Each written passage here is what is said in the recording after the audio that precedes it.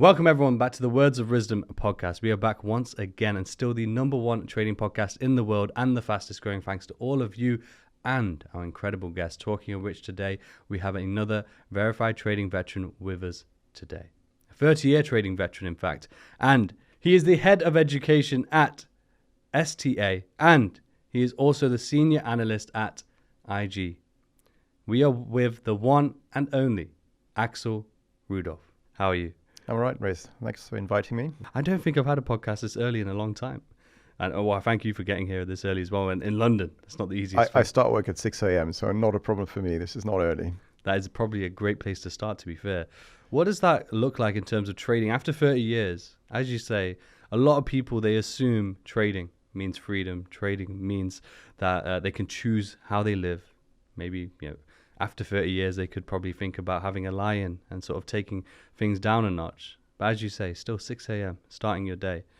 How important is that routine and sort of sticking to what works towards your trading and performance?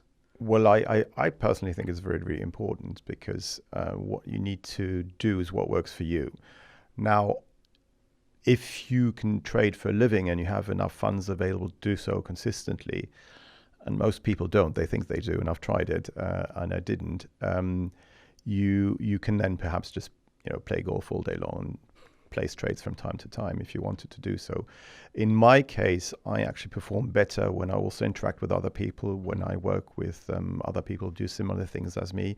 And I also like to give back because having worked in banks for the last 30 years before joining IG, I have got quite a bit of experience, I hope, that I can help other people with, because I'm probably one of those people who've made all the mistakes that you could have possibly made in my life so far. And I've learned from them. And what I've noticed is that basically the early bird does, in my case, catch the worm. I get up early because for two reasons, really. I like to trade the DAX. I used to be a member of the exchange. And I basically noticed that it's quite often a good idea to be ready by 6:30 for the DAX to trade it before the 7 a.m. start, and then it's 8 a.m. for most people. So that is something that works quite well for me. I've got strategies which are triggered at that time in the morning.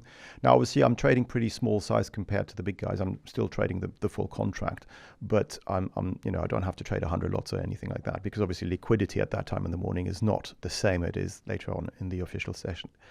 So that's part of the reason. The other reason is I also look at FX markets, because where I worked before, I worked in a technical analysis team together with Karen Jones. We were at Commerzbank, Germany's second biggest bank.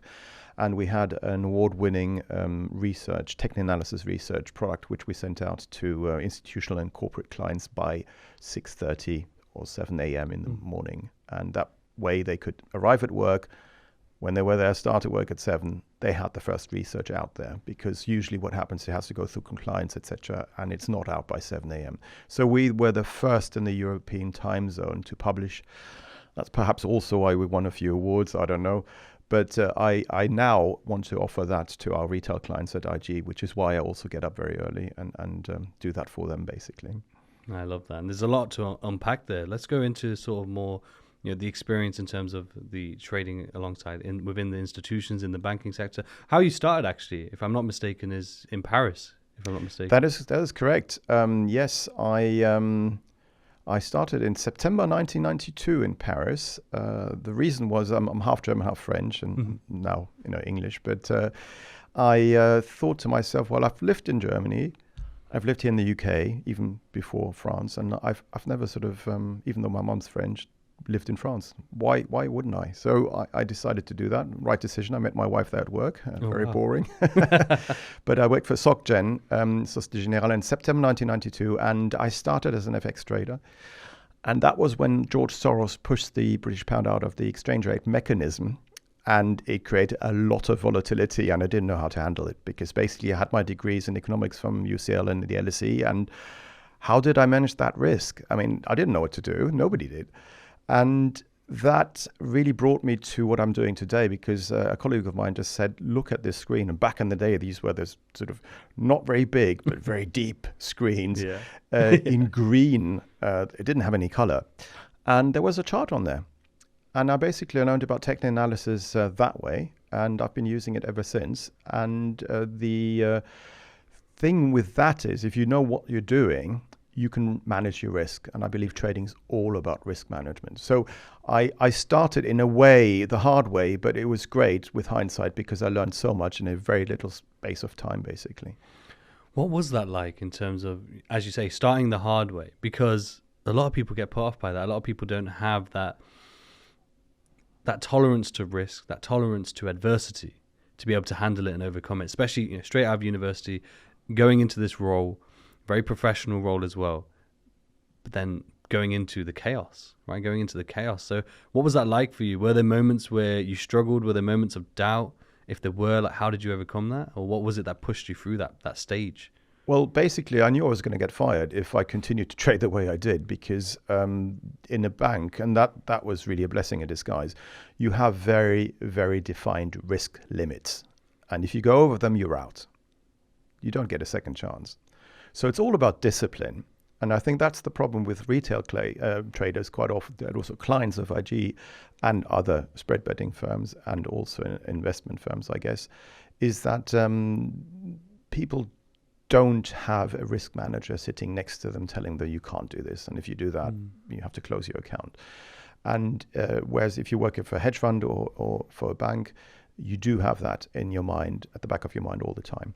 So it's all about risk. And in order to reduce that risk, what I had to do first of all is know where I would place my limits. But first, before even I could do that, is to think about the size I was trading. Again, a lot of people trade far too big size for their own good.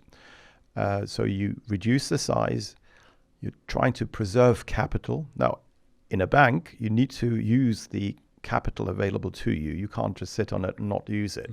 Whereas as a retail trader, you can actually sit it out, have a holiday, and that's really great. I think, in my opinion, much better, because I don't always like to put money into the markets if I don't have to. But in a bank, you do. And yes, you basically approach it from a risk perspective, and the technical analysis helped me with regards to stop losses and targets and things like that. And I just sort of worked my way through it, basically. Slowly but surely. Definitely. No, I love that. And I think it's a very interesting point we'll come on to in terms of the difference between that retail perspective and the more professional side of things. But one thing I did want to ask you, in terms of doing economics, in the university and in terms of your education to then going into an actual investment bank, how much of that was what you learned in the economics degree, how much of that was actually practical going into the actual role itself? It was practical so that in the way that I could communicate with other people, because I could talk about macro, I could talk about fundamental data and things like that. I would understand what other people were talking about. With regards to my trading, probably starting even back then, I just started to trade technically, and I have done so ever since. So I don't even look at the macroeconomic picture or geopolitical risks or anything like that anymore. What I look at is the reaction of the market to the news, or to what people think is going on. But I also learned very quickly, because SocGen was pretty big. I also traded options for them. We were absolutely huge. And we also traded fixed income later on. And I would read the next day in the press, financial press, Bloomberg or Reuters or things like that we did, this bank did this and that hedge fund did that. It was us. Nobody knew, because we were very careful. But for me, the reason why something's happening is not really that important. What's far more important is where the price is heading and what the price is doing. So, yes, it was an interesting learning experience, but I learned a lot whilst working with a lot of very bright people, and that definitely helps. But being able to speak their language is important, I believe. And with hindsight, I would have probably not just done technicals. I would have also more focused on being an economist, which I also did for a while. But I think with regards to trading, if you do trade from a macroeconomic perspective, you still can benefit from things like behavioral finance or technical analysis in order to manage your risk, basically. Of course. In terms of that technical analyst side of things, like, as you said, you came in the computer systems back then, obviously brand new, but that would have been more so the introduction of electronic trading, I imagine, in terms of the timeline. And so learning technical analysis at the time would have been maybe sort of a new thing, maybe even not frowned upon, but maybe misunderstood by a lot of traders. A lot of them focusing on macroeconomics, a lot of them maybe from that time transitioning potentially from the pits into more electronic trading. What was that like for you? Obviously picking up something that's essentially brand new, something that a lot of people didn't understand. What was that process like for you, your learning process of technical analysis?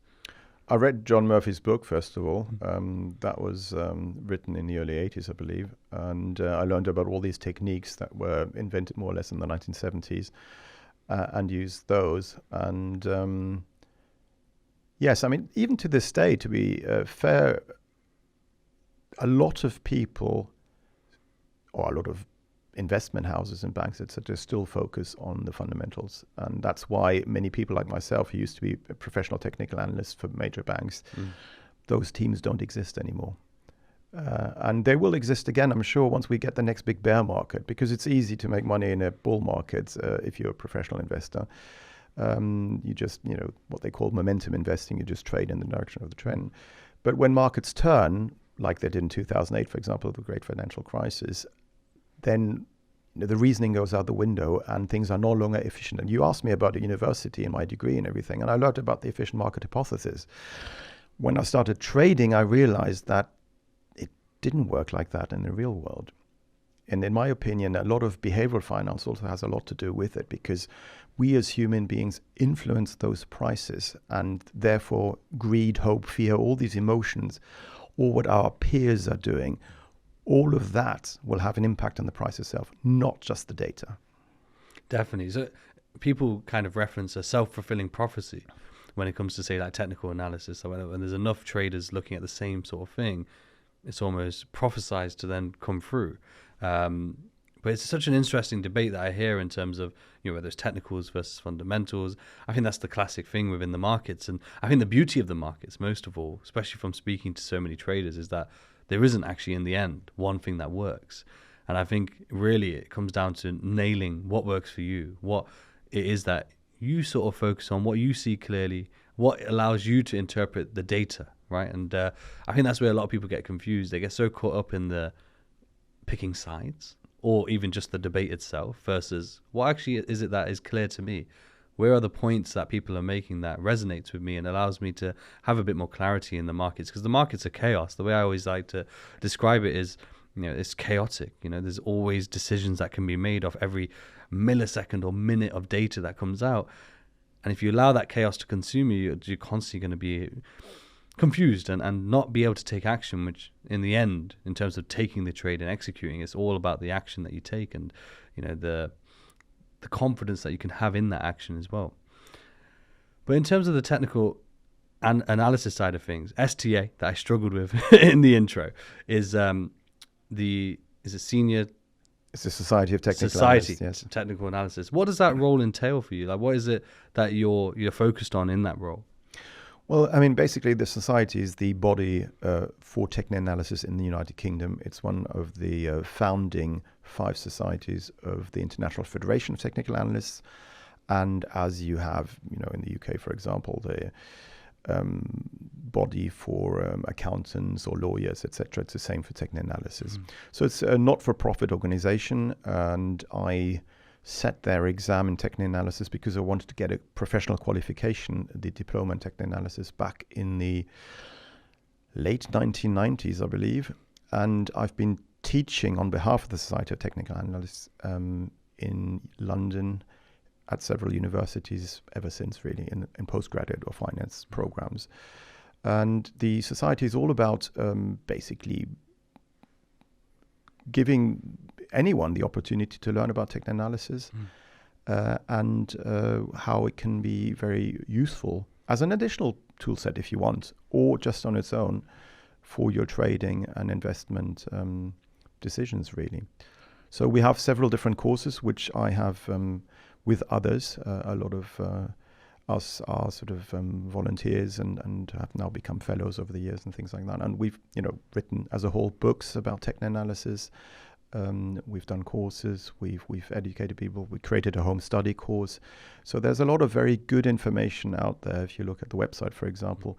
And it's not for profit. So all the money that the society makes gets reinvested into education. And education, starting from university level all the way up to professionals.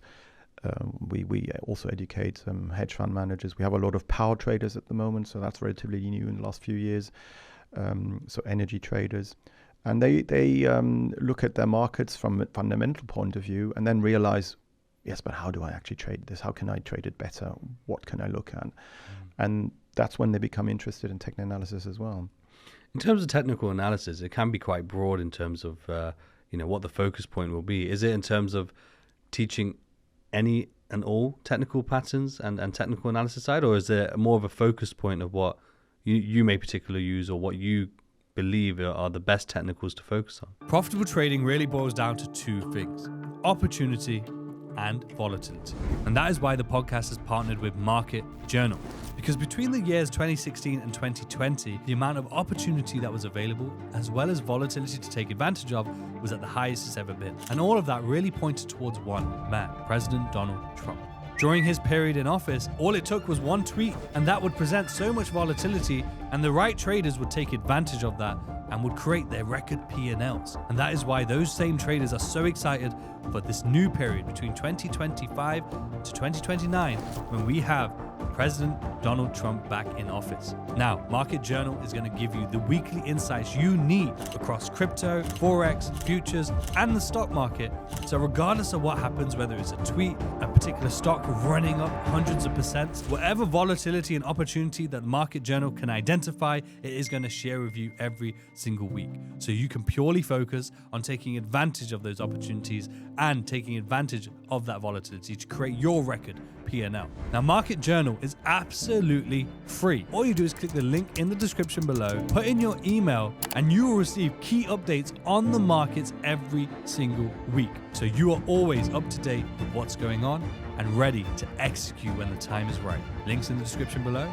Thank you for enjoying this episode.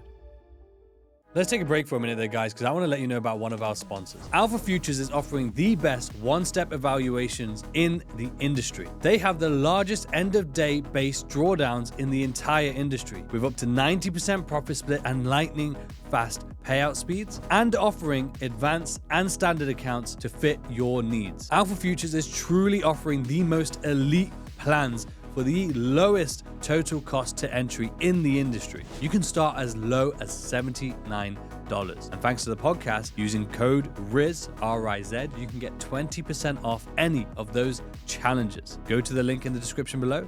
Now let's get back to the episode. So the way I set up the courses, and we've always done that, is that we have different specialists for each category. So we have a basic course, which is the part 1 of the diploma course. And that runs, it used to run live before COVID in London. We did it at London School of Economics, for example. And you would have 6 lectures plus an exam prep session. And you would start off with the basics. The basics being what is a trend, what is a line chart, a bar chart, a candlestick chart, and so forth, and look at some indicators and keep it relatively simple. And then that's followed by the part 2 course, and that usually starts in January and goes until April. And there it's more about how do you apply that knowledge now in the real world. And again, it's being taught by people who are hedge fund managers, who've written books about subjects, who are professional traders or used to be fellows of the society and so forth. So you've got a huge amount of knowledge and experience there. And it's trying to make it as interactive with live examples at the end of each lecture, so that we can actually together as a group talk about, well, what do we think the market's going to do next? Where are the next inflection points? Where's support? Where's resistance? What is likely to happen next? And then the week after we can look at it again, but it'll be a different lecturer doing so. So it's really, and we are the oldest society to, well, first of all, we are the oldest in the UK society, which is now, I think, 6 or 7 years old, I think. Wow. And we've also been teaching technical analysis for the longest, I think, for 3 decades now. And we are very much about sharing our knowledge with anybody who's interested in learning more about it. What would your specialist be in terms of technical analysis? Like what would be the things that you've used most in your career? I've sort of started off looking at all the different indicators and everything, had 10,000 lines on my chart and so forth. And I have simplified it over the years to very simple things. So what I look at is, first of all, the price action.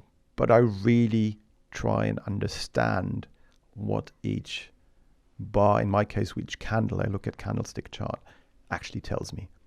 Is there volatility? Is there strong momentum to the up or downside? Is it just trading sideways?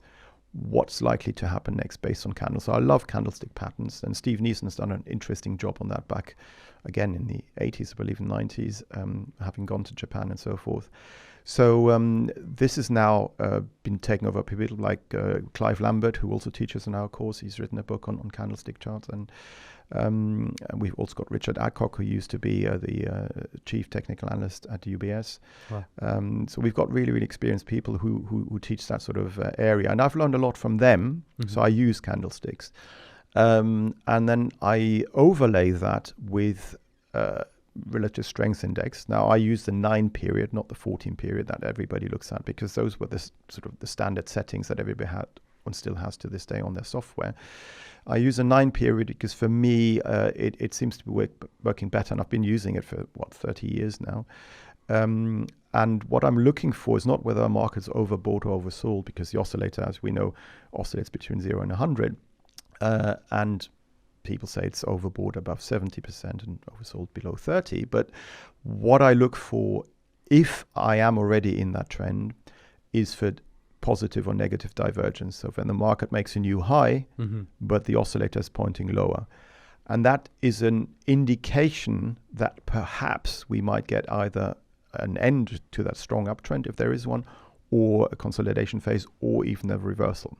It works in about 70% of cases. But that's the only time I would then start to scale out or have tighter stops on my position. Whereas most people, if they look at them and they look at social media and learn a bit about these indicators, don't realize that simply because something's overbought doesn't mean it's going to mean revert and come back down again. It's actually telling you there's a lot of momentum behind that move, and therefore the oscillator keeps going up and is overbought. So it's actually a signal that the trend is very, very strong. So you have to be very careful when using technical analysis, and that's why I always say you need to either read books from reputable sources or invest in a proper course where you learn all of this, and then learn also how to apply it, because theory is one thing, as we know, and then putting it into practice is a totally different ballgame. It's fascinating because in the retail market, I think it's more so done for the purpose of marketing, for the purpose of creating debates and creating a polarizing moment. But you hear about technical analysis or like retail patterns is what they'll try and refer them to, or like indicators are no good and don't work. But then when you sit down with professionals who then actually use these things, it kind of removes that. It removes that element of that argument that people try to use. But equally, as you mentioned, though, it's being able to actually understand what it's used for versus just oversold, overbought. A very simple way of trying to explain something when in actuality it could be incorrect. As you're saying, it's identifying momentum versus being just overbought, oversold over a certain level. But one thing you mentioned here, which I loved in terms of like a quote, was over 3 decades, I've used technical analysis across all kinds of asset classes. Human nature doesn't change. And while history doesn't repeat, it often rhymes. And I really love that part, especially the history doesn't repeat, it often rhymes. Because I think a lot of people are always searching for something that is just repeatable over and over again, which is, to be fair, an edge. That is what an edge is. But as you say, it doesn't repeat in terms of being identical, but it rhymes in terms of having the similarities of what a previous setup may look like. Is there, in terms of your strategy that you've implemented over the years, is there a specific setup in terms of technical analysis that you put together? Do you have just one, or is it multiple edges that you may have, which might be a combination of technicals but different for depending on scenarios? Like, what does that look like for you? I have. At the moment, I've got 5 different strategies, and I use 3 of those, actually 3.5 of those, which are momentum-driven ones. And they just automatically get me into a trade. At the moment, I still trigger that trade.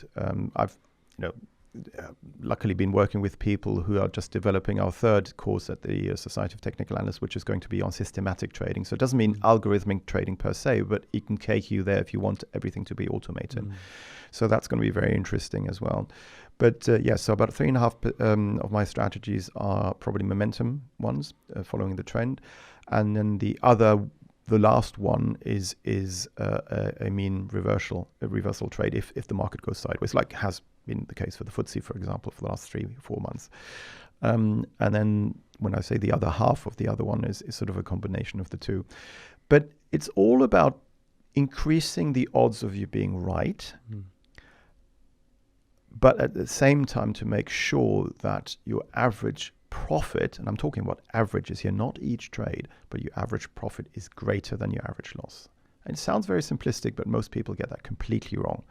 And I see that also with our clients at IG. I mean, we have a lot of extremely successful clients who then trade. And they're very successful in their businesses and they trade. And some of them are extremely successful in the actual trades they do. And we actually track them now on our app. So we've got the 100 best traders at any given point in time. And we see whether they're long or short, for example, Nvidia, the NASDAQ, or Eurodollar, whatever. So our retail clients, the others, can actually see what they are doing and maybe benefit from that information. But what I also see is, perhaps because these people have succeeded in their lives outside of trading and investing, they take their egos to the markets. Really? And they make the classic mistakes that a lot of people make, in that if something's going down, they have deep pockets, they can just buy more of it. But as we all know, you can blow up your account when it goes wrong. So what I try and do is basically teach them about risk and money management more than anything else. It's not about, in my opinion, it's not about whether you look at it fundamentally or technically or from a quantitative perspective, although that's probably better because you're looking at it from a mathematical point of view. But it's really about the risk. So it's like playing golf. You can hit and reach the tee in one shot, which is great. But if you then take 8 or 9 to actually that's pool. But if you I then wouldn't know any difference, so you're right. Put it into the hole. Yeah. That's what you need to do with your trade. And I've also noticed that we all focus on our entry level. But like with this example with golf, it's actually the exit which is more important. And most of us, psychologically speaking, get out of the market far too quickly. As soon as we have a small profit in there, we cash it in because we're worried about losing that profit. Whereas if we run a loss, we will run it longer and much further than we should. And we need to reverse that. In order to become a professional, not even a professional, just a successful trader, you need to make sure that the odds are in your favor and that your average profit is greater than your average loss. Having said that, some people like Tim Basso, I mentioned to you earlier on, a very successful American hedge fund manager. He's probably only right about 30% of the time. I mean, I'm not quoting here anything. He might be more, might be less, but because he's getting these big trends that run then for years, he's still extremely successful. So it's not just about the probability. It's more about when you make money, you make it big and you don't just cut it out very quickly. And a lot of people I know might be right. Even, at IG, we have some who are right 90% of the time. I'm not right 90% of the time. My systems are between 63, 68 at the moment, but it's enough. But those who are 90% right, those 10% they get wrong, unfortunately, are the trades which basically cost them, just 4 or 5 trades in a year, all the profits, and sometimes even more than that, that they've made during the year in profits. Do you feel like there is a relationship between, positive risk to reward, and potentially a lower strike rate, lower win rate, but then the lower the risk to reward, sometimes into the negative, but then the higher the strike rate? Yes, the question is, can you consistently, for example, get a 90% probability of being right? And some traders might be able to, but I think it's the greatest minority of all of us who can do that consistently. And trading is about consistency. So I know I can't. I know some strategies, sometimes I write 80% of the time, which is pretty good. But I've also had in my experience, and this was many years ago, probably about 20 years ago, I traded soybeans for my sins. And that's the other thing I told you about this earlier on. you need to understand what market you're trading. You need to understand what you're doing and what volatility is and the market itself. Because soybeans, for example, I had something happening to me, you see, blaming the market. That's another thing. It's not the market's fault. It's your own one. I hadn't realized that it can be so volatile, all soybean products basically, that you can be in limit ups and limit downs constantly and you can't get out of your trade. And you don't realize it. You think you've got a stop loss there, but it can't be triggered. And I actually, the worst I ever had, I got 18 trades in a row wrong on a system which was right 63% of the time. So that shouldn't happen. Statistically, it's minute. It did happen. So imagine I had traded, I don't know, 5% of risk per trade. I would have blown up my account. So that's the other thing I try and teach at the Society of Technical Analysts, also our clients at IG, is that you need to make sure that you never risk too much of your account, because most people just overtrade in terms of size and don't realize how dangerous that is mathematically. Because I can actually, and we do that, prove to them mathematically that the odds of you wiping out your account are pretty great. The problem is everybody wants to make money quickly. And in order to do that, obviously you're going to ratchet it up and just go big. But, you know, I say the maximum I would ever risk on a position, that's the absolute max, is 3% of my capital. And with IG, what we do is 2% of capital. And even with that, I mean, I do a weekly on a Monday, a trade of the week. It's a video we put out on social media, etc. It's just sort of a trading idea. I don't actually trade them myself because I've got better setups. But on those, I think we're right so far this year, year to date, about 23%, risking 2% of capital. We're trading the trend. I think we were up about 38%, again with 2% risk per trade. So you can make good returns. What you can't do is make 1,000% a year or something like that. Not with this sort of approach, but I'm not after that. I don't need to. In terms of that, I think there's a few points we can touch on.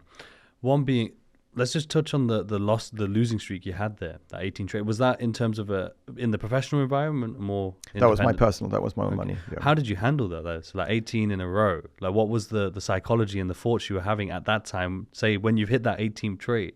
I didn't even have time to really think about it because I was just, you know, when you get a brain freeze, basically what I saw, I think I had 5 days of limit ups in a row against me. And I thought, I couldn't believe it. I mean, how can that happen? How can I not get out of my position? And then you're worried about how much money you're losing. Luckily, it was a really small trade compared to my usual trading size because it was a relatively new market I traded, so I didn't know that much about it. But yes, I mean, that cost me quite a bit when I finally did manage to get out of it. And then what I did, I drastically reduced my trading size and thought, okay, fine, this just happens. I just continue to trade my setups, etc. And I just hit a streak where it just went horribly wrong. And I tried it from the short and long side, but I still got it wrong. And I thought mathematically this shouldn't happen, but it does. And the interesting thing is that later on, I still have a trading coach to this day. I worked with somebody who's written great books on spread betting, actually, Malcolm Pryor. And by the way, he doesn't take on anybody else anymore. But he did a really interesting study. So he looked at if you have, and we go through these examples also in my courses down at the SDA. If you take 100 trades and you just randomly generated them on an Excel spreadsheet, being right or wrong, and we did 20,000 simulations of those 100 trades. And then we look at the probability of our system, so our trading, sort of 50%, 55, 50, 40, and then 60, 65, 70, so forth. And you look at the probability of you getting X number of trades wrong in a row. And most people greatly underestimate the mathematical, just statistical probability of getting 7 trades in a row wrong.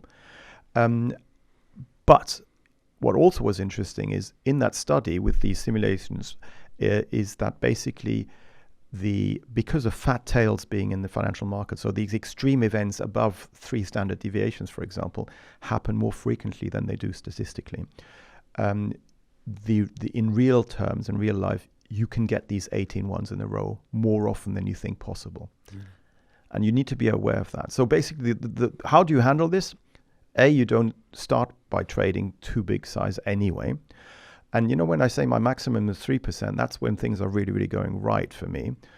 If my equity curve, because I also trade my equity curve, if that's pointing down, I will reduce it to 2.5 to 2 to 1.5. I'll even go down to 0.25%. So I still want to be in the market to have a feeling for it, but I'm drastically reducing my stops. I'm not revenge trading. I'm not doubling up. I'm not trying to make the money back I lost. And also, if I then hit a certain level and my equity curve just dips and continues to dip, I take a holiday. I take the money I earned before to enjoy myself. Most people don't do that. Mathematically, even Malcolm, who's a trader, for a living, he's been doing that. He's been one of, I don't know, you're probably familiar with him, Dr. Van Tharp, who's passed away a few years ago. He was a psychiatrist, not psychiatrist, I think, who was also, I think he's the only one featured in Jack Schwager's books who's not one of the hedge fund managers. But he basically profiled lots of traders over the years, and he had this super trader program. And Malcolm Pryor was one of these people who did that and learned a lot about his psychology, about trading, about how to manage risk. But even successful people will have years or at least months where things will go wrong. It's just the way it is. So you need to be able in those phases to reduce your trading size drastically to then be able to make it back again. And it will be slower because you're trading smaller size. But once you get, again, in the right direction in trade and make money, then you can ramp it up. But you don't do the opposite. Most people do the opposite. Do you feel like it's a very big misconception, especially in the retail space, of having losing months, losing quarters, and that the assumption is once you're a consistently profitable trader, that means you're profitable all the time? No, you always have drawdowns. It's just the way it is. Doesn't matter. You could have the best system in the world. There will be a time where it's not going to work. I think it's so important, and I thank you for highlighting that as well, because that misconception, I think, is a downfall of many traders. Many of the things that we touched on, to be fair, so far, is the downfall of many traders because of, the funny thing is, it's not even limiting beliefs. It's kind of one of the opposite. It's like a belief that they put in their mind that then holds them back. Normally, a limiting belief will be something that, I can't believe in that, or I can't achieve that. Well, in this case, it's actually a belief they have and hold that they think is true. When in reality, because it's not true, it's actually making them make mistakes. It's making them constantly chase, I believe, a system out there that, from my understanding, they're looking for a system that will allow them to read the markets like a book, where they can say, 7 a.m., 8 a.m. open. The market's going to go up here, down here, up here. And they might lose a trade or two here, but every single day, pretty much, they're going to be able to operate and read that market like a book, and therefore have a really great, strike rate, and just basically be profitable for the rest of their lives. And I think because of that, even a string of losses of 3 trades in a row can hold them back and can really have a psychological problem for them. But one thing you highlighted there, which I thought was actually really interesting, is the dynamic nature of your risk. Do you feel like a part of that system that you have there comes from your professional environment, as you talked about having that risk manager there and having allocated risk parameters that you had to stick within? Do you feel like you've kind of taken, in some essence, those rules into your personal trading? Definitely. And also, I've blown up accounts in the past, so I've learned my lesson. And let's take a break for a minute there, guys, because I want to tell you about one of our sponsors, Alpha Capital. Now, without our sponsors, it's not possible for us to host such incredible podcasts around the world and get the level of guests that we are getting. So again, thanks to Alpha Capital for sponsoring the podcast. Now, Alpha Capital is one of the best prop firms in the industry. So far, this year alone, they have done over $50 million in payouts, which is absolutely incredible. They have the very best infrastructure in place for longevity, from an in-house broker, so they can offer the very best trading conditions and platforms that all traders love to use. They're still able to offer services to the US as well, so the US traders can still trade with them on particular platforms. They have institutional experience, so they know how to manage a prop firm correctly and have such an incredible team on hand. On top of which, they have both a pro and swing plan. So depending on your style and strategy, you can choose which one is best for you. Now you can use and get the highest discount available at anywhere using Riz25. So that's RIZ25 for 25% off all challenges. The link's in the description below.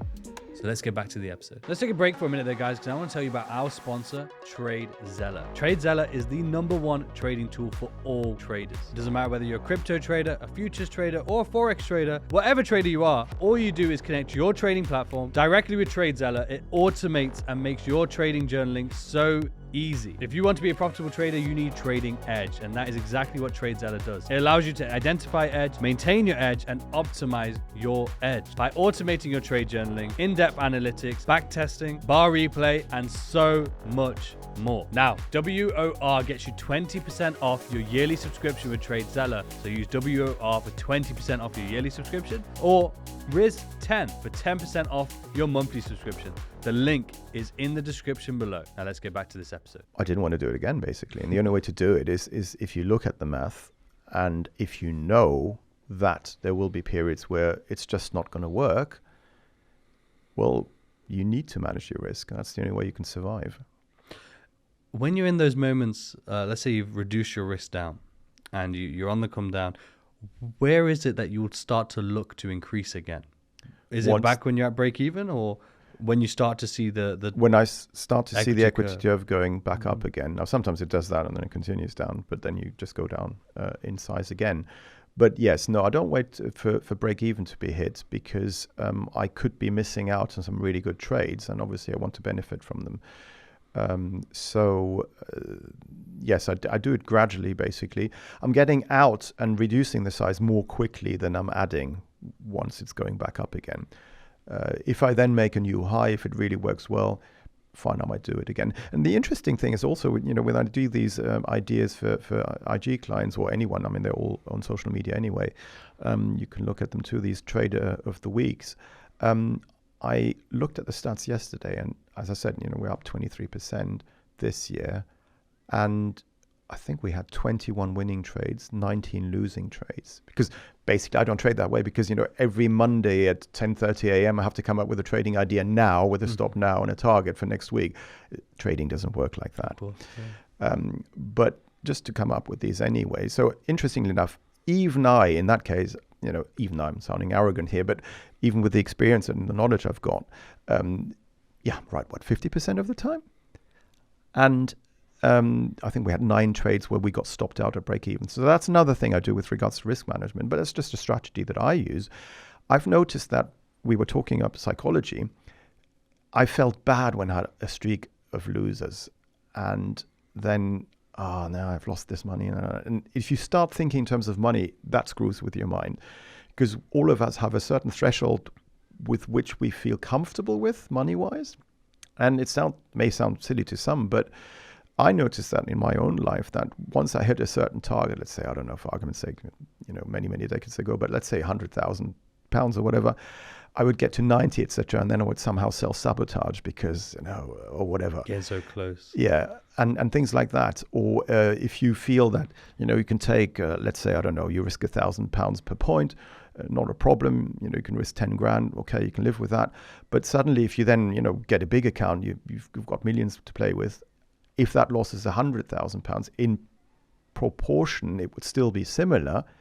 But the £100,000 loss you might start to think, I could have bought this car with that or done this. And if you translate it into money, it messes with your mind. So you have to try, and if you can, it's difficult to do, just ignore all the monetary value or what money can buy you with whatever you made or your loss, and focus on the risk. So I use the system that Dr. Van Thaap has written books on. It's R value, it's a risk value. So I would say one risk value, let's say for argument's sake, it's, I don't know, let's say for the euro, it's €1,000. For the DAX, for example, €1,000, which, well, in real life you can't if you trade the big contract, but let's say for argument's sake, it's 1,000. So 1R is 1,000. I'm trying to make on average, let's say 2R, 2,000 profit. So if I'm right half of the time, I'm going to make money. If I suddenly get a minus 5R because I had 5 in a row wrong, as I said, I need to do something about my R size, my risk size. It's no longer €1,000. It should now be, I don't know, 500 maybe. And yes, if I then make money back, will take me longer, but at least I am not going to end up at minus 10, 20, 30, 40,000 euros. That's what I was going to ask, actually. What, in terms of your career, what are the sort of average drawdowns, that you've experienced over that time? Well, they're becoming smaller now, which is a good thing. But I've had, average is difficult to say. Some years I made over 100% return. And in those, I would probably have average drawdowns, probably around 22, 24%, something like that. But I had drawdowns of 45, 46% even. But that was back in the day where I wasn't as disciplined perhaps as I am now. But nowadays, the fact that drawdowns are smaller is because I will, as I say, manage my equity curve, manage my trading size accordingly, and therefore reduce my risk. But if you only have a year where, I don't know, you make 50%, then you can't have a 23% drawdown. That's too big. So in those years, it's probably going to be 8 or 9%. I mean, I can tell you again with Trade of the Week, I think our largest monthly gain, I haven't looked at the drawdowns yet, is I think it was 11%. And I think the biggest monthly loss, because I think we did have 3 or 4 trades in a row wrong with 2% risk, was 8%, 7, 8%. I think 7%. So, yeah. But what I'm trying to show there also is that even if you're right half of the time, even if you risk 2%, I mean, 23% compared to the NASDAQ doesn't sound good, or NVIDIA, but it shows that you can actually do it. Anybody can do it just by looking at the market once a week and coming up with a strategy. But the reason it works is because on average, winners are bigger than the losers. Yeah. And it's being disciplined to those facts, disciplined to those numbers and those statistics. But talking of which, though, you have mentioned a few times in terms of having the data for your strategy. What does that process look like in terms of collecting that data? Well, the data for me is my chart, because I firmly believe that everything's in the price, as a technical analyst should, I believe, because the price is nothing else than the difference between demand and supply, or buyers and sellers at any given point in time. So if I understand the price action and momentum behind that price action, I can see with a pretty high probability where the market's likely to go, whether it's in the next 2 minutes, 3 minutes, 5 minutes, 15 minutes, half an hour, 4 hours, day, week, month, whatever. So I have different strategies for different time frames I trade. I invest. That's longer term. That could be up to several years. Most of the time it's several months. But I sometimes also have a shorter term time period where I might trade even down to a 3-minute chart, the DAX, because nowadays it will move within an hour or half an hour. I can move 150 points. Well, thank you very much. You got a few contracts on. You can make quite a nice sum of money in the day doing that. So, so would you say you're not fixed to one style or strategy? I'm not, and the reason I'm not is because, again, working with my trading coach, I write, and I have been doing this religiously for the last 30 years, everything down, every single trade I've got, still on an old-fashioned spreadsheet, but I make the effort of writing down why I want to be in, where my target is, what I'm doing during the trade, how do I manage my stops, whether I could have made more money. For example, let's say my target was, I'm risking €1,000, I'm trying to make 2,000, and let's say I could have actually made 5,000 on that trade. So I monitor all of that. So I've got all of these data points, and I would analyze them. And we realized that, first of all, by spreading my risk on different markets and different timeframes on the same market, my win ratio went up and my profitability went up, which is why I now do that. Having said that, for the last year or so, I've just focused on purely the DAX, because, having been a member of the exchange, I quite know that market very well. I sort of understand it intuitively, perhaps. And that's helped me. But I think next year, what I'm really interested in is probably trade again on a broader spectrum. But then again, you need to know, what do you do with the money available to you? How do you, where do you place it? Yeah. What are you interested in? What do you want to do with it? So it's just basically lots of different things I take into account. And interestingly, what I also do is every week and every month and every quarter and every year, I sit down, I take the time at the weekend, because I'm not distracted by the markets, to actually analyze what could I have done better. So every day on my trades, also once they're closed down, I say, what could I have improved on? And I also track what my mistakes are. And I'm trying to get to 0 mistakes. Even to this day, I never get 0. It's very rare in a month. I've sort of managed maybe 97%, 98%, which is pretty good. But it's not 0, because we're human beings. And as human beings, we're fallible. And also, I think that our brains are wired in such a way with fight and flight that we're not making the right intuitive decisions when it comes to that point where you're completely stressed and you need to make the right rational decision. We can't. So for all of these reasons, what I also do is I track myself every morning between 0 and 10. 10, I feel absolutely ecstatic. 0, I feel really awful. If I feel, this is pure feeling. It's not rational. It's just how I feel when I get up. If I feel below a 7, so 6 and lower, I don't trade. This morning, for example, I could have put a trade on. I was here with you. I can't monitor what I'm doing, etc. So I didn't put a short-term trade on. And I think that really helps to, first of all, ground yourself to see, did I have enough sleep? Have I got any emotional worries at the moment? Did I have a car accident last week? Is my wife divorcing me? Am I moving house? Any of these will negatively influence your mind and your ability also to trade at an optimal level. Yeah. But that's what I believe anyway. I think it's very true. I think anyone else would agree with you as well, because as we know, emotions in the markets can just lead to disaster. So anything, and I've seen it so often, I've seen people who put in so much hard work into their trading, see consistency, not in terms of long term, but even just 3 months. The first time they've seen 3 months of consistency, and they have an argument with their girlfriend, and they blow up in the markets that day because they're bringing that emotional baggage into the markets. And I know people naturally probably assume, I won't do that. You know, trading is trading, that is that. But it's just, I think we have no control of that. Like, the emotions is just there. And all that trading really does is, as soon as you sat at that desk, you know, hopefully at the desk, not on your phone, not out and about, but hopefully at the desk, when you sit there, the emotions are just heightened naturally because of the movement of the markets and the volatility, and especially if you're there at a market open on something like the DAX or even on some of these currency pairs at the open, you see some very fast movements. And if you're bringing that baggage, what's the likelihood of you being disciplined in those moments? It's very slim, especially when the arguments are centered around your trading and if it's working out or not. And that seems to be a regular occurrence. So I completely agree. In terms of one thing you mentioned, though, meticulously journaling, essentially collecting the data on your trades, in my opinion, and I'd love to hear yours, I don't think a trader can be profitable unless they have edge.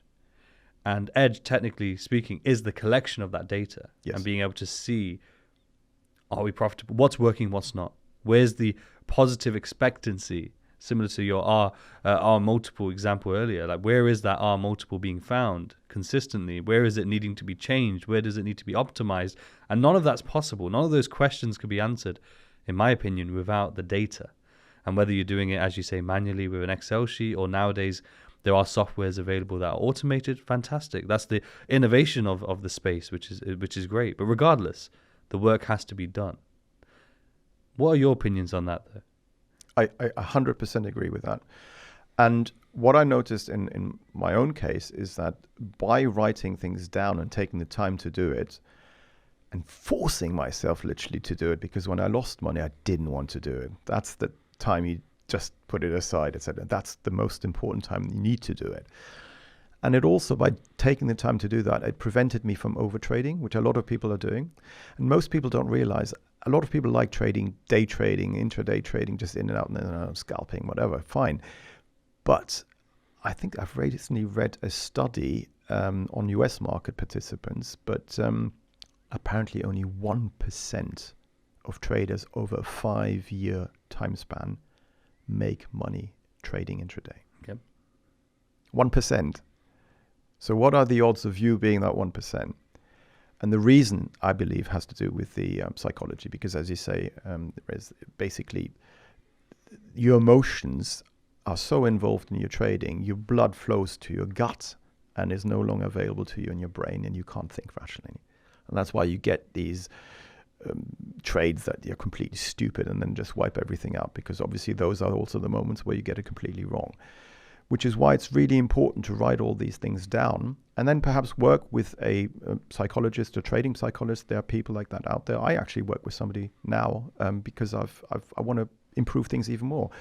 And it's like when you are in sports and you're competitive, it does help to have a coach. And it really always surprises me that people are not willing to spend the money on either learning properly and spending a few grand on doing it, or working with a coach, or improving whatever needs improving psychologically. Again, paying somebody to do that, to work with you. And yet they're willing to lose 10 times, 20, 100 times more in their trading. It's like, when people start off, I always say, start off with a demo account. Get used to the platform first. Don't trade on your phone, because that's just, oh, I'm just going to click here. Yes. Don't do that. It's like any business. It has to be a properly thought through and set up way of trading. It's like a business. You have a business plan, you have a contingency plan in place, you have risk management plan, you have certain targets, but you need to make sure that you have that plan in place, that you follow it, and then that you adjust it, as you said, if need be. But without putting that effort in, and it is a lot of effort, it's pretty unlikely you're going to make it over time.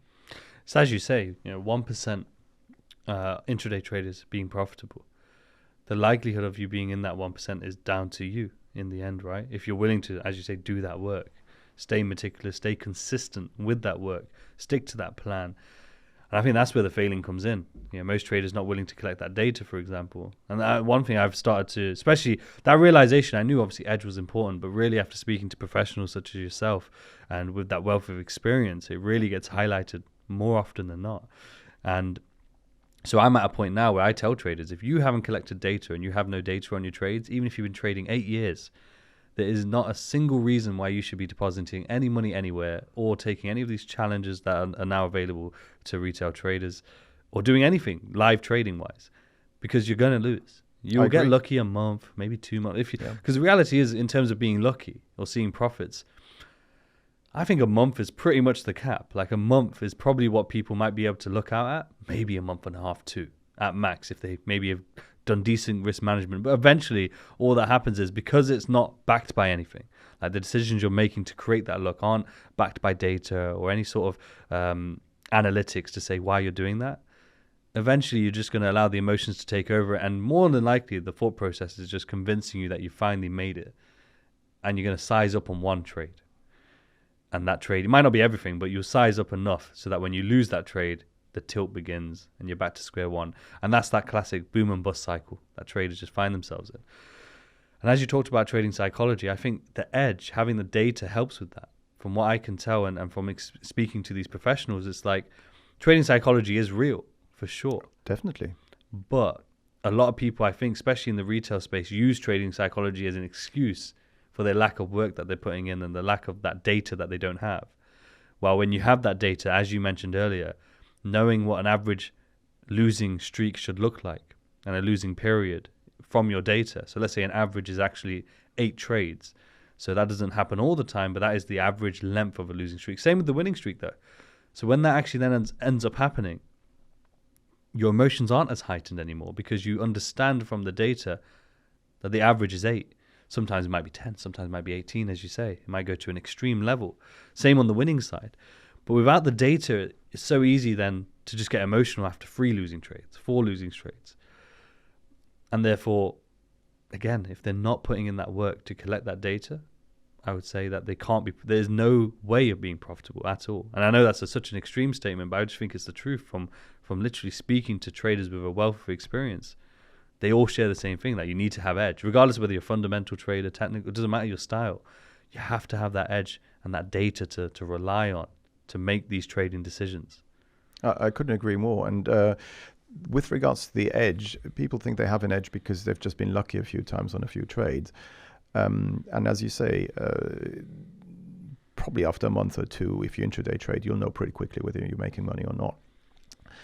But another thing which I found really interesting, and again, I came up with this idea through he came up with it, my trading coach, is that I thought if everything's aligned technically and my signals are perfect, it looks really, really great, so I've got a 10 out of 10 confidence on my trade, that trade's going to make money. And what I came to realize is the ones I'm most scared of, I don't believe in. So where I score a 2 or 3, because I also score what I think the probability of that trade is from 0 to 10, working out. And it's the ones that I'm not comfortable with, where I think it's not working, that make me actually quite often the biggest chunk of money. And why am I saying this? Because a lot of traders basically look at markets and think they see something that nobody else sees. What we don't realize, we as human beings are more likely to have the same idea of something which we think is unique to us as everybody around us. So what you think is the top in this market, everybody else thinks it's the top they're selling. And at IG, we've got really, really interesting data now we're working with, which is unique. We look at client sentiment. How many of our clients have long positions, have short positions? And every time we go to extremes, like in the DAX at the moment, new record highs all of last week, NASDAQ, a few weeks ago, S&P last week, they shorted. It can't go any higher. And I've known, some people who, when the S&P made its, 20th record high, they shorted it. They keep shorting it. And now we're at 56, 55? I can't even remember anymore. And people think, well, it can't go any higher, can't go any lower. Things can happen. I've seen negative interest rates. Back in the day, it was impossible. People said, well, you can't have negative interest rates. I've seen on futures markets negative oil prices. Again, impossible. The impossible happens again and again, more often than you think statistically, and any of these moves can wipe you out. And as a retail trader, you've got this huge opportunity of using a guaranteed stop loss where the broker or the counterparty will guarantee the stop loss. They take on your risk. And it only costs you if you get stopped out. So yes, you would pay a wider spread, but only if you get stopped out. Why wouldn't you use it? As a professional trader, you don't have access to that. And yet, most people don't even use a normal stop loss. Oh, I'll just use a mental one. When you then get close to that, they move it further away because mentally they can't deal with the pain, because it's pain, isn't it? Trading, it's not just pleasure. Because it's an open position which might in the future not be painful, but if you actually take the loss, it is painful. Yeah. So you're trying to avoid that loss, and I'm sure you've talked about this with many other people before. And a professional trader might have these emotions, but they are constrained by the risk management that is put upon them, and they have to trade within those confines. And they also know if they have a losing streak, their line managers most of the time will understand, because they themselves have probably done something similar when they were younger. So they understand risk, and they know that there will be phases where it just doesn't work. And what I'm trying to get at here is, you think you are unique as a human being. You're not. What you think is happening, most of the time, other people will think as well. So the only way to see whether you've got an edge is, as you said, looking at the data. Having somebody back test it if you can't do it yourself. Testing in and out a sample, testing different time frames, the same strategy. It's the only way that you can actually get an edge. And what I've also noticed, speaking and knowing quite a few, hedge fund managers, etc., a lot of them, even when they're technical analysts, don't forecast. And it took me, probably 25 years to understand that. They just have a setup which has a high probability of working out when it gets triggered. And then it's more about how much money they allocate to that trade than anything else. They're just managing the risk and the position sizing. That is far more important than being right or wrong. And yes, so it's not about you thinking having an edge. You need to be able to prove it to yourself. You need to be able to say to your girlfriend or your wife or to your boyfriend or husband or your partner or whatever, explain it to me, this is how I do it, and this is what I do. And then you show them all the trades. Nobody does that. I love that. Yeah, that's how it should be. You should be able to actually explain how you're trading. And even if it is complex, right? Even if it is complex, which that's an interesting topic we'll briefly get to, but even if it is complex, you should be able to show it and say, this is exactly how I do it. Even if the other person doesn't understand. They're not even a trader, but they don't understand. But at least you're able to say, hey, here's my average winning, my average losses. This is the number of trades on average I take. Here's my best performing days and so on.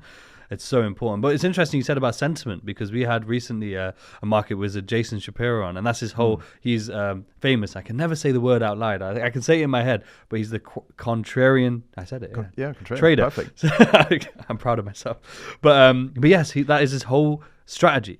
His whole strategy is just looking at COT reports and seeing when the majority of traders are really selling or buying something, and then he will base his thesis off that. And it was so interesting hearing it, because it's one thing hearing that and saying, yeah, that makes sense, but equally hearing it from a different perspective of why he's able to raise so much capital under management was simply because then he has a very unique edge and unique alpha in comparison to what the majority of funds may have, the majority of other traders can offer in terms of returns. It's like his is essentially, when everyone else is losing money, he should make money.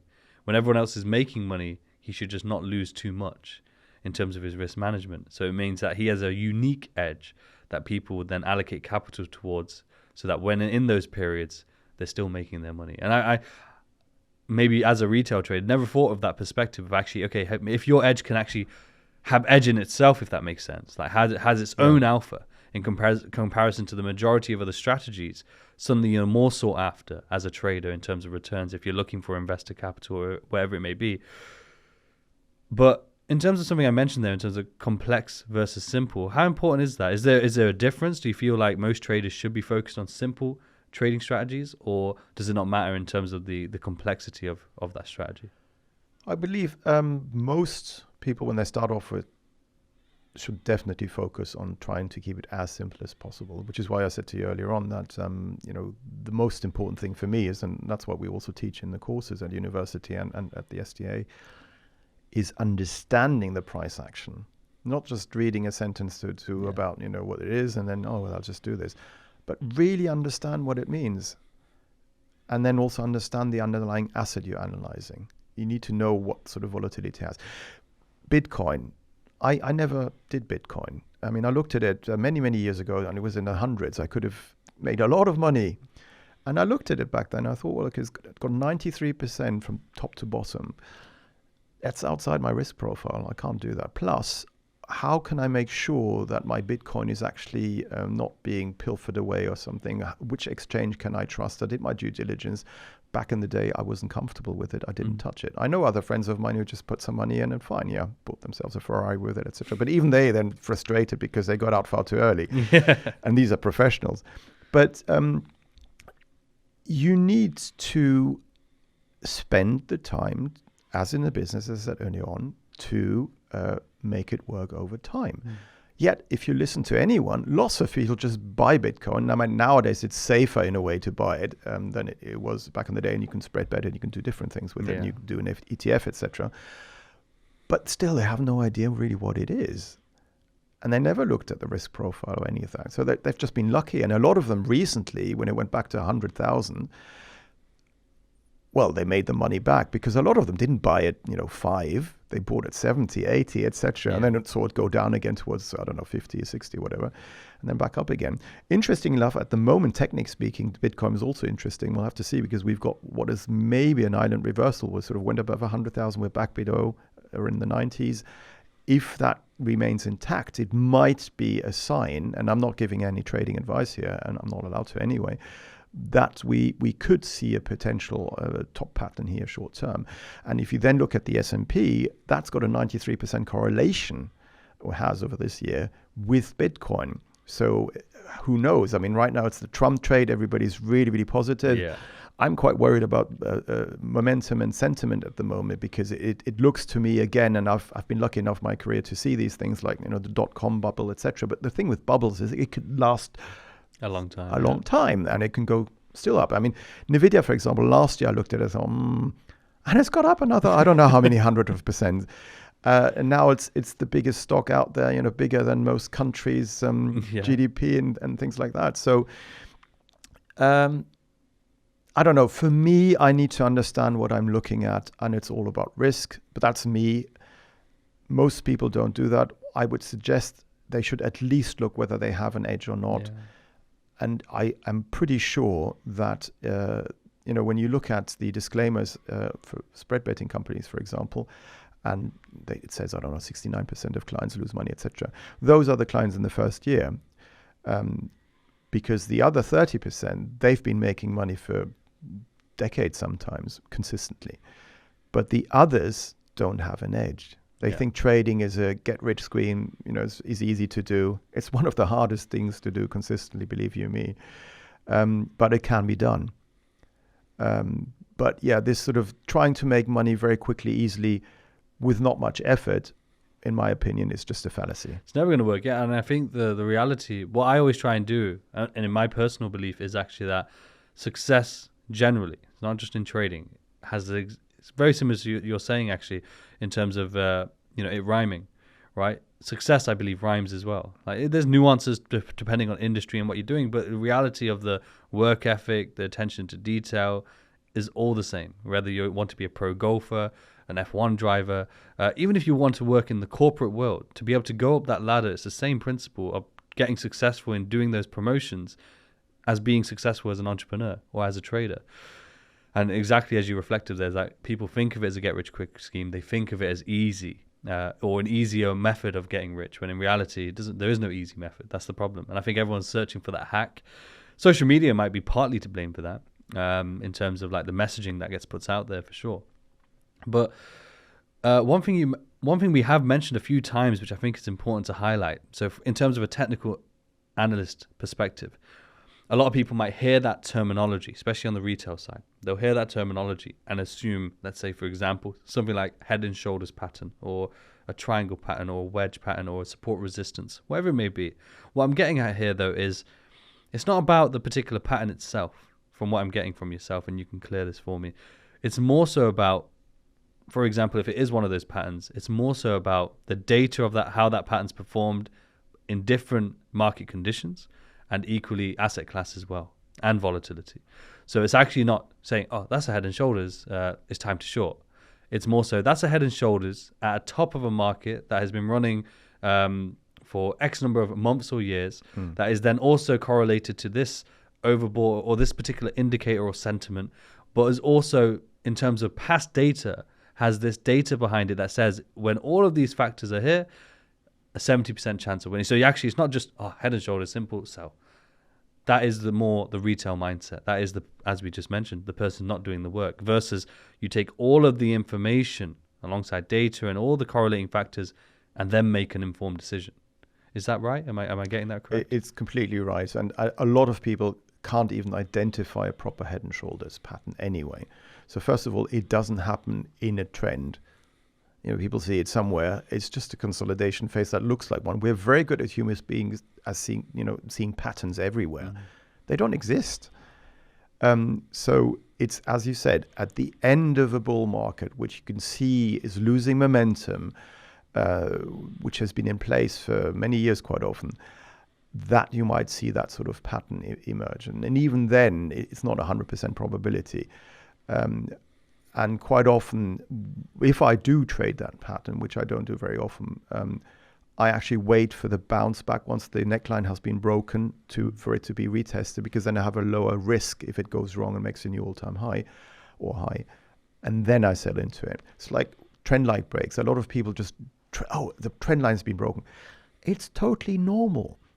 If you have a very steep trend line pointing up, and by the way, trend line is not just 2 points that you can just connect, because anybody can do that anywhere on the chart.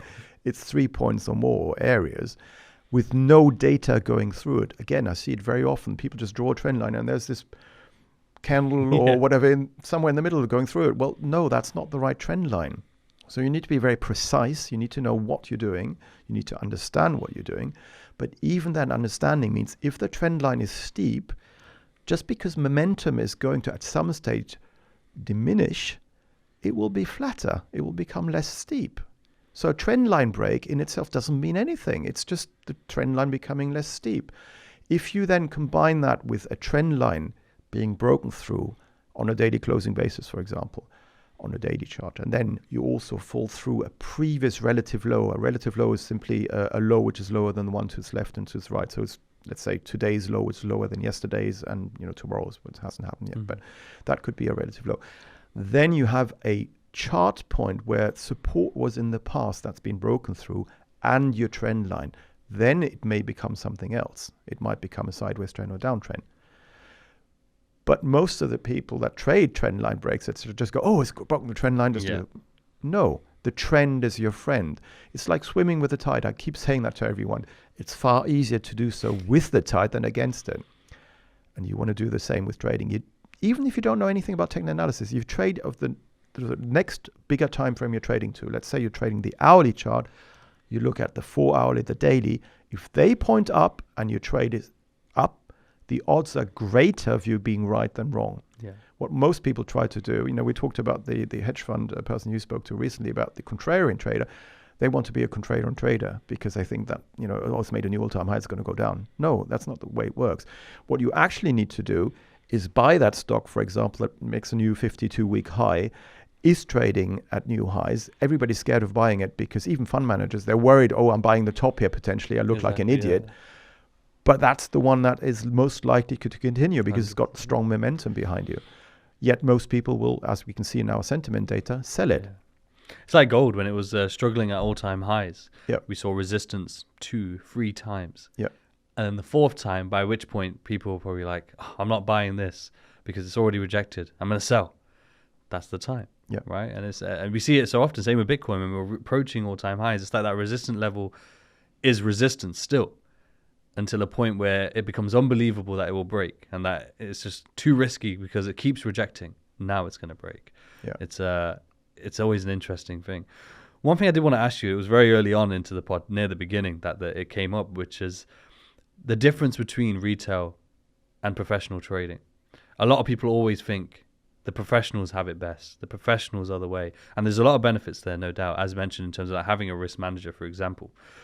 But I also think that what a lot of people don't realize is the freedoms that they have as a retail trader is actually super beneficial. It is. In comparison. Is there anything you can shed light on in terms of that? It's totally right. You have so much more freedom as a retail trader. First of all, you're trading smaller size. You don't need to scale up. If you're in a hedge fund, you need to be able... I've got strategies which wouldn't work for a hedge fund because the size is too small. So you've got that opportunity that they don't have. Nowadays, with the software we have all at our fingertips and really cheaply, look at, for example, TradingView. It's amazing. That sort of software didn't exist before. You had to pay hundreds or even thousands of pounds, for Bloomberg or Reuters or any of those systems and softwares. So you've got a lot of information available at your fingertips, which is really professional. That you can use, and you've got a freedom of not using your capital if you don't want to use it, whereas a professional trader has to use his or her money because he can't just sit there. He can't just earn interest. So that is a huge advantage. Now, the disadvantage is that proportionally a retail trader will pay a larger spread, and they might, get more slippage depending of where their broker is, or if they spread bet, for tax reasons in the UK. They might also, unless they use a guaranteed stop loss, get slippage on their trades and things like that. Then again, somebody who's got a big position, an institutional investor, will have far more slippage because, if they have, 1,000 lots in the DAX to stop out, it's going to take them far more than you with your 1 or 2 lots or something like that. Or, £5 a bet or something like that. So there are advantages, but the big disadvantage is that you don't have the discipline. It's all about discipline. You can be right, as I said earlier on, 90% of the time. If you're not disciplined the other 10% of the time, believe me, 10 times you get it wrong, are just going to wipe out your account. Yeah. It's just a question of time. So that's what I'm still working on personally also, is to be 100% disciplined at all times. But discipline also means to realize that some days are better to trade than others, and some days you shouldn't be because you're distracted. You shouldn't trade. So to have that freedom of deciding when to trade and when not to trade. So there are upsides and downsides, but I do think with enough effort and knowledge and experience, you do need experience, a retail trader can actually do as well or even better than the professionals. I love that. I'm sure everyone at home would love that as well. One final question for you, and it's something I thought of like yesterday, I believe, that I want to start asking my guests, which is, what is something that you wish you knew about trading, or wish you knew coming into trading, that you feel like would have helped you, or at least been better prepared for when it came to the markets? That you can actually make it. Belief. I never thought, or I did think professionally I would succeed, etc. But personally, I tried to trade with my own money for a living, And I did that for a couple of years, and I hadn't realized, and I thought it was my fault because it didn't pan out the way I thought it would.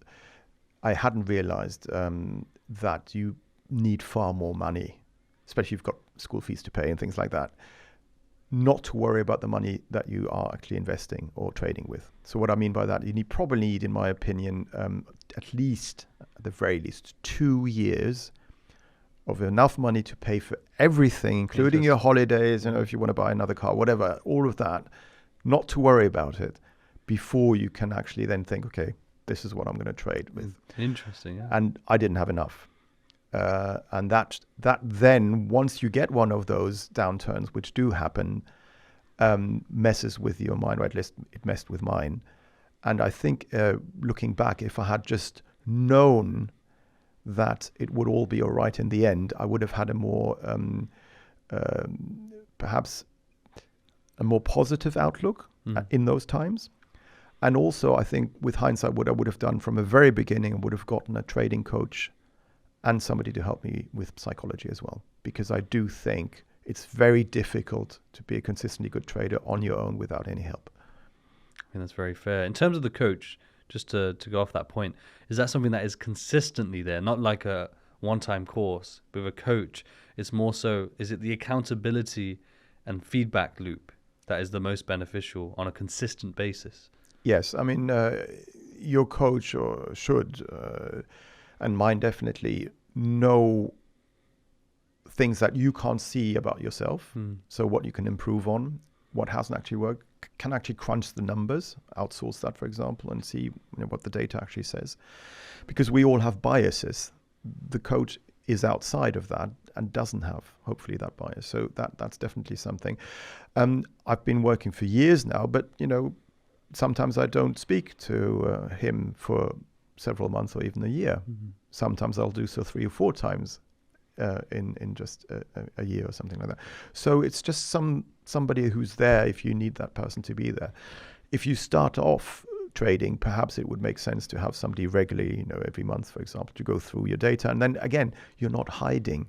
You can't hide anything. You need to be very transparent. And if you've written it all down, and then they can look at it. And that's another thing I also do with my own trading. I actually take a snapshot of the graph and before the trade when I put it on. And then I do it after the trade for the day. And that you can see, why did it get in there? Yes, that was your strategy. But was it really that strategy? What could you have done differently? Did you move your stop up too quickly? So I'm very disciplined with my stops. Really, really disciplined. I don't think I've had a single occasion this year where I haven't respected my stop. And that alone, if you can do that as a retail trader, is going to enormously increase your P&L to the positive. But things like sometimes I moved my stop on one of those strategies I talked to you about, the 5 I'm using, too quickly. And looking at the data with the trading coach, I realized that actually maybe on the 3-minute strategy I have, I left sort of the stop for an hour before I moved it up. And I probably need to leave on the DAX at least for about 1.5 to 2 hours. So those sort of things you can only notice if you have the data. And on that note, I'll just want to finish with this very quickly. If you look at your stops and you look at trading, before I put a trade on, I think about how much money I'm willing to risk, how much money I can lose. So I'm thinking about the loss first, not the profit. Yes. And that puts me in the mindset that when it does happen, okay, it's part of trading, not a problem, but I'm prepared for it. I know exactly what I'm doing. And that's how I can be so disciplined. And the second thing is, if I buy, for example, at 100 and I have my stop, let's say at 90, and I'm trying to make, let's say 120, if the market goes up to 110, so by the distance of my stop, I will move my stop to just above break even. The reason I do that, it's psychological, is that, yes, I'll make a small profit, or with slippage, no profit. But if it's a small profit, I might go to theater with my wife or a nice dinner, something like that. Not much, but it's a positive experience.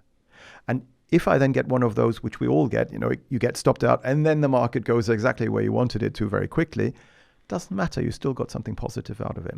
So that's one thing I also suggest to some traders, and it has helped quite a lot of people, to just move your stop to break even, because that way you're taking away the downside. And yes, some of them will turn out like we have with Trader of the Week. They'll just be neutral trades. It doesn't really matter. And the other thing I do is if, for example, if I were to spread bet, if I had a £10 position on let's say the FTSE, and it hits my target, say it's a technical target, I'm not getting out of my £10 a point. I'm getting out of maybe 7, and I'm letting the other 3 run. And you'll be surprised how often a short-term strategy for 2 or 3 days later might still make you quite a lot of money with those 3 extra pounds, or make it 2, or make it 1. But just try that out, and you'll be surprised what difference it makes to your P&L. I love that. I love that. And I know we could have probably gone on much longer. And hopefully, I like to host roundtables. So at some point, maybe we can get a few other traders from the STA and do an STA roundtable. That'd be great. Yes, definitely. Thank you. But Axel, I appreciate. I know the not early start maybe for you, but probably one of the earliest starts I've had, and I really appreciate this. I learned a lot, and I know the audience have as well. The links for Axel will be in the description below, so make sure you check those out as well. Drop a comment with your biggest takeaway from this episode. There will be other episodes on screen and the Day Trading Show as always. Hit subscribe, and until next time, everyone, take care.